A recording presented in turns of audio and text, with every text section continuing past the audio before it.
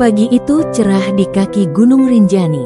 Angin sejuk menerpa wajah Juliana Marins, pendaki muda asal Brasil yang telah lama memimpikannya petualangan ini. Dengan rambut dikuncir sederhana dan ransel biru di punggungnya, ia tersenyum lebar sambil menatap puncak gunung yang menjulang di kejauhan. "A dream," gumamnya dalam bahasa Inggris bercampur Portugis. Ini adalah salah satu momen yang paling ia nanti dalam hidup. Juliana tidak mendaki sendirian. Ia bergabung dalam rombongan kecil bersama dua pendaki lain asal Jerman, Lisa dan Matthias, serta seorang pemandu lokal bernama Pak Rahman, lelaki asal Sembalun yang telah naik turun Rinjani puluhan kali. Mereka mulai pendakian dari jalur Senaru, perlahan-lahan menyusuri medan berbatu dan rerumputan yang mulai menguning karena musim kemarau. Di sepanjang perjalanan, Juliana tampak penuh semangat. Ia sering merekam video pendek dengan kameranya, berbicara dalam bahasa Portugis untuk vlog pribadinya. Lisa sesekali tertawa saat Juliana berceloteh, sementara Matthias lebih pendiam, lebih fokus pada medan. Pak Rahman, yang berjalan di depan, selalu menoleh ke belakang dan memberi aba-aba jika ada medan berbahaya. Saat menjelang sore, kabut mulai turun. Awan perlahan menyelimuti lereng gunung, dan suhu turun drastis. Mereka memutuskan untuk bermalam di Pelawangan, sebuah area datar yang biasa digunakan untuk mendirikan tenda. Di sanalah, langit malam Rinjani tampak begitu megah. Bintang bersinar terang, seolah menari di atas tenda-tenda kecil yang berdiri berderet. Keesokan paginya, semangat kembali membuncah. Tujuan mereka adalah menuju puncak dan menyaksikan Danau Segara Anak dari ketinggian. Namun kabut yang lebih tebal dari biasanya mulai turun lebih cepat.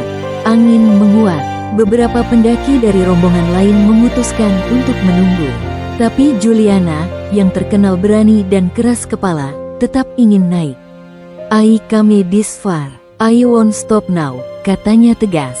Pak Rahman sempat ragu, tapi akhirnya mengangguk setuju. Langkah demi langkah mereka tapaki jalur menuju kawah. Jalurnya sempit, di sisi kiri jurang curam yang tampak seperti menganga tanpa dasar. Kabut turun begitu cepat, menutup pandangan hanya dalam hitungan menit. Rahman mulai terlihat gelisah.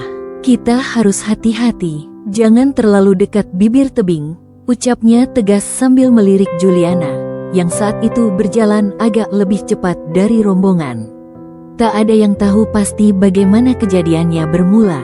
Tapi menurut Lisa yang berjalan di belakangnya, Juliana sempat berhenti sejenak di sebuah titik yang menjorok ke arah kawah. Mungkin ingin merekam pemandangan, yang sayangnya saat itu justru tertutup kabut tebal. Suara angin menderu keras, lalu tiba-tiba, sebuah jeritan nyaring terdengar. "Juliana," seru Lisa, namun suara itu langsung menghilang, ditelan keheningan. Mereka semua berlari ke arah tempat Juliana terakhir terlihat, namun hanya ada tanah yang retak dan goresan sepatu di tepi jurang. Pak Rahman segera mundur sambil berteriak meminta semua menjauh. Ia tahu, tanah di sekitar kawah bisa sangat rapuh, satu langkah salah, dan mereka bisa menyusul nasib yang sama. Ketegangan berubah menjadi kepanikan. Lisa menangis. Matthias berdiri membatu, wajahnya pucat. Rahman segera mengabari base camp lewat radio komunikasi yang ia bawa. "Satu pendaki jatuh. Butuh evakuasi dan pencarian segera," ucapnya cepat. Namun karena posisi mereka yang tinggi dan kabut yang belum juga surut, sinyal sempat terputus-putus. Hari mulai gelap. Tak ada pilihan lain selain turun sementara dan menunggu tim SAR datang dari bawah. Malam itu menjadi malam paling panjang bagi mereka. Keesokan harinya, tim SAR mulai menyusuri jalur menuju kawah. Drone dikerahkan untuk menjangkau bagian curam yang tak mungkin dicapai manusia. Namun medan di sekitar kawah luar biasa sulit, sempit, longsor, dan tertutup kabut hampir sepanjang waktu. Lisa bersaksi bahwa setelah terjatuh, Juliana sempat mengeluarkan suara lirih. "Aku yakin dia masih hidup waktu itu," katanya dengan mata berkaca-kaca. Tapi waktu terus berjalan, dan harapan mulai menipis. Hari kedua pencarian, Kabut semakin tebal dan angin bertiup lebih kencang.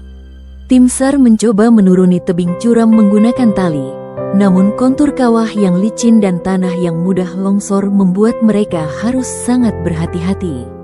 Drone berhasil merekam sebuah titik yang mencurigakan di dasar tebing, sebuah benda berwarna biru mencolok yang tergeletak di antara batu-batu besar. Semua menduga itu adalah ransel Juliana. Lisa dan Matias menunggu di pos bawah, berharap-harap cemas. Mereka sudah ditanya oleh petugas beberapa kali tentang kronologi kejadian, namun jawaban mereka tak banyak berubah. Dia terlalu dekat dengan tebing, ujar Matias pendek. Lisa lebih emosional. Dia tidak sembrono. Kami semua tahu resikonya. Tapi cuaca berubah cepat. Tidak ada yang memperingatkan kami kalau kawasan itu sedang tidak aman untuk didaki. Kabar hilangnya Juliana mulai menyebar ke media. Teman-temannya di Brasil mulai mengangkat cerita itu lewat media sosial. Mereka menuntut kejelasan. Kenapa tidak ada helikopter? Kenapa baru sekarang dicari dengan drone? Tulis salah satu temannya. Pihak Taman Nasional Rinjani pun mulai mendapat tekanan. Beberapa warga lokal turut membantu pencarian, termasuk beberapa porter yang mengenal medan dengan baik. Hari ketiga, tubuh Juliana akhirnya terlihat lebih jelas oleh drone, tergeletak tak bergerak di antara batuan terjal. Tim evakuasi membutuhkan waktu hampir sehari penuh hanya untuk menjangkau lokasinya. Ketika mereka tiba, tubuhnya sudah membiru dengan beberapa luka terbuka. Di dekatnya, kamera kecil milik Juliana ditemukan hancur. Namun file di dalamnya, menurut laporan, masih bisa diselamatkan. Tim medis memastikan Juliana meninggal akibat luka berat di kepala dan dada. Kemungkinan besar meninggal dalam waktu singkat setelah jatuh. Namun informasi ini langsung menimbulkan pertentangan. Lisa bersikukuh bahwa ia sempat mendengar suara rintihan.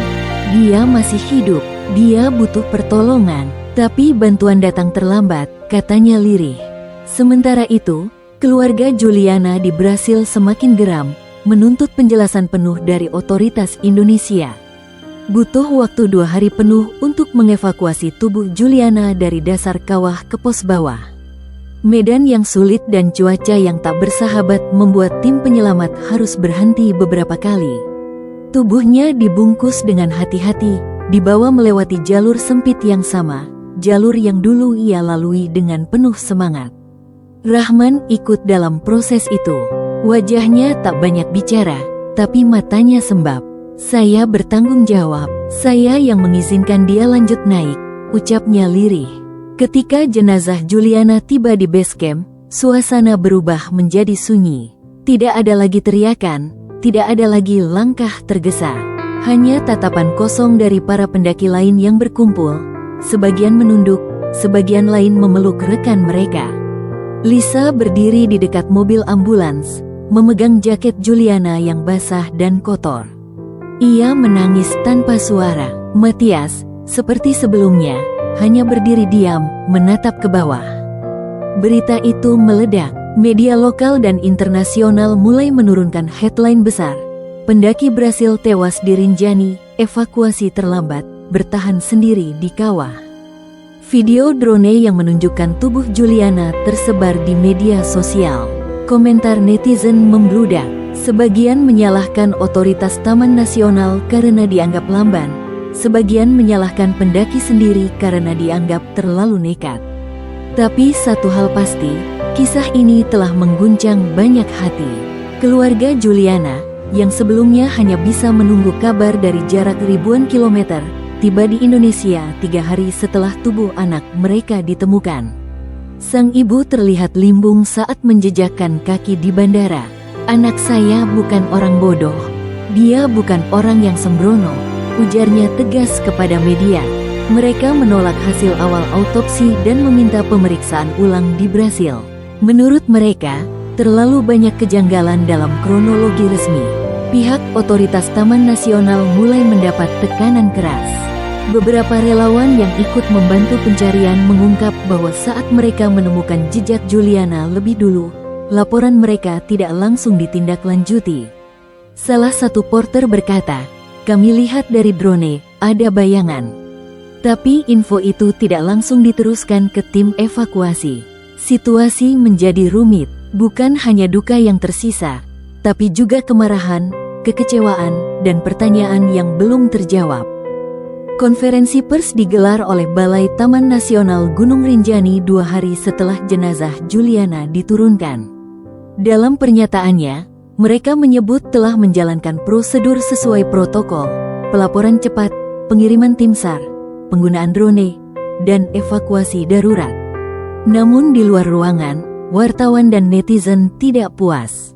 Kalau semua sudah sesuai, kenapa butuh 4 hari untuk menemukan seseorang yang mungkin masih hidup setelah jatuh? Tanya seorang jurnalis lokal, menembus keheningan yang kaku. Di Brasil, tagar-tagar Justiça for Juliana mulai trending. Teman-teman dan aktivis HAM menggelar aksi solidaritas kecil di depan kedutaan Indonesia. Mereka tidak hanya menuntut transparansi, tapi juga menyoroti keselamatan pendaki asing di destinasi alam populer Indonesia. Kami tidak mau menyalahkan siapapun, tapi seseorang harus bertanggung jawab, ujar seorang teman Juliana melalui live streaming. Suaranya gemetar menahan marah. Lisa dan Matias dipanggil kembali oleh tim penyidik untuk memberikan pernyataan resmi. Dalam wawancara itu, Lisa mengulang kembali apa yang dilihat dan didengarnya. Dia sempat mengeluarkan suara lirih, tapi kami dengar. Itu bukan imajinasi, tegasnya. Matias mengangguk perlahan. Kami tidak menyalahkan pemandu, tapi kalau komunikasi dan respons lebih cepat, mungkin hasilnya berbeda. Kalimatnya terputus, suaranya serak. Pak Rahman mengasingkan diri sementara waktu ke desanya. Ia menghindari keramaian, merasa bersalah meskipun tak pernah berniat lalai. Di rumahnya yang sederhana, ia duduk lama di depan tungku kayu sambil memandangi peta jalur pendakian Rinjani yang sudah kusam. Saya sudah puluhan kali naik gunung ini, katanya pelan pada istrinya, tapi baru kali ini saya kehilangan nyawa seseorang. Pemerintah pusat akhirnya turun tangan. Menteri Lingkungan Hidup dan Kehutanan mengumumkan evaluasi total terhadap prosedur keselamatan pendakian di seluruh taman nasional. Penggunaan alat pelacak GPS, pelatihan ulang pemandu, hingga pembatasan pendakian saat cuaca ekstrim menjadi poin utama. Namun tetap saja, bagi keluarga Juliana, itu semua terasa datang terlambat. Reformasi tidak akan menghidupkan anak saya kembali, ujar sang ibu, dengan suara datar yang nyaris tanpa emosi. Petinya dibungkus rapat dan dijaga ketat saat diterbangkan pulang ke Brasil. Di Bandara Internasional, keluarga Juliana menunggu dengan mata sembab dan tubuh lunglai. Ayahnya, pria berperawakan tinggi dengan rambut yang sudah memutih di pelipis, memeluk peti itu seakan ingin menarik kembali waktu. Ibunya hanya menatap kosong, tak menangis, tak bersuara, seolah semua air mata sudah habis saat kabar duka pertama kali datang. Upacara pemakaman digelar sederhana namun penuh sesak oleh para pelayat. Teman-teman Juliana datang membawa potret dirinya yang tersenyum lebar saat memegang bendera Brasil di pegunungan Andes, Kenya, dan Nepal. Ia memang seorang petualang sejati. Seorang pendeta yang memimpin upacara berkata, ia meninggal saat melakukan apa yang ia cintai. Tapi bukan berarti kita tak boleh marah pada ketidakadilan yang terjadi. Beberapa hari setelah pemakaman, kamera milik Juliana berhasil diakses. Di dalamnya terdapat klip terakhir, rekaman pendek sebelum ia jatuh. Saat ia berdiri di tepi kawah, tersenyum sambil berkata, "If this is the last thing I see, then it's beautiful." Lisa yang melihat rekaman itu tak kuasa menahan tangis. Ia menutup layar kamera dengan tangannya sendiri. Dia tahu, mungkin dia merasa, tapi dia tidak takut. Rekaman itu menyebar luas, menjadi simbol duka dan keberanian. Banyak orang yang tak mengenal Juliana pun ikut bersimpati. Namun bersamaan dengan itu, gelombang kritik terhadap sistem keselamatan pendakian di Indonesia semakin membesar. Artikel demi artikel bermunculan, mulai dari kelalaian logistik, kurangnya pelatihan pemandu, hingga minimnya akses medis di lokasi ekstrim. Meski otoritas terus memberi pernyataan bahwa perbaikan sedang dilakukan, luka yang ditinggalkan tetap dalam. Rahman belum kembali naik gunung hingga kini. Lisa pulang ke Jerman lebih cepat dari rencana, dan Matthias memutuskan untuk berhenti mendaki untuk sementara waktu. Gunung tak pernah salah, katanya pada seorang wartawan, tapi kadang manusia terlalu percaya diri berjalan di atasnya tanpa kesiapan penuh. Di Brasil, nama Juliana Marins mulai dikenang bukan hanya sebagai seorang pendaki, tapi juga simbol dari keberanian dan perjuangan. Sebuah taman kecil di kampung halamannya diberi nama Espacio Juliana oleh komunitas pecinta alam lokal. Di sana tertulis sebuah kutipan dari vlog terakhirnya, "Se o medo te parar, você nunca verá o que existe além da montanha." Jika rasa takut menghentikanmu, kau takkan pernah melihat apa yang ada di balik gunung. Sementara itu, di Indonesia, peraturan pendakian mengalami revisi besar. Kini, setiap pendaki wajib menggunakan perangkat pelacak pribadi. Sistem komunikasi antara pemandu, base camp, dan petugas Taman Nasional juga diperketat. Rinjani, dan banyak gunung lain di Nusantara, kini dilengkapi pos pantau digital yang memperingatkan bahaya cuaca ekstrim. Sayangnya, perubahan itu datang dengan harga yang tak bisa diganti, satu nyawa yang tak bisa kembali. Pak Rahman akhirnya muncul kembali sebulan setelah tragedi. Ia datang diam-diam ke pelataran Gunung Rinjani, bukan untuk mendaki, tapi hanya duduk memandangi jalur yang dulu ia lalui bersama Juliana. Tangannya menggenggam sebuah foto kecil, gambar dirinya, Juliana, Lisa, dan Matthias, diambil saat hari pertama pendakian. "Maafkan saya," bisiknya pelan ke angin, seolah berharap angin itu bisa membawa pesan ke tempat di mana Juliana kini berada. Lisa pun mulai menulis ulang semua pengalamannya dalam sebuah buku memoir. Ia memberinya judul "Satu Langkah Terakhir, Cerita di Atas Kabut Rinjani". Dalam buku itu, ia menolak menyalahkan siapapun secara langsung, tapi menggambarkan dengan jelas betapa tipisnya garis antara keberanian dan bahaya. Buku itu menjadi bestseller di komunitas pecinta alam Eropa, dan banyak digunakan sebagai pengingat bahwa tidak semua keindahan bisa diraih tanpa risiko. Waktu berlalu, tapi nama Juliana tak mudah dilupakan. Ia adalah kisah yang selalu diceritakan ulang oleh para pemandu baru sebagai pengingat akan bahaya nyata yang tersembunyi di balik kabut. Bukan untuk menakuti, tapi agar tidak ada lagi yang harus pergi dengan cara yang sama. Dan di jalur pendakian Rinjani, tepat di dekat lokasi ia terjatuh, kini berdiri papan kecil sederhana bertuliskan, "Untuk yang telah melihat keindahan terakhir dari puncak dunia." Sekian cerita tentang perjalanan terakhir Juliana di Gunung Rinjani. Semoga kita semua bisa memetik pelajaran bahwa keberanian harus disertai kehati-hatian, dan setiap langkah di alam adalah bagian dari rasa hormat kita kepada semesta. Jangan lupa untuk melihat dan mendengarkan kisah serta cerita menarik lainnya, hanya di Sepenggal Cerita.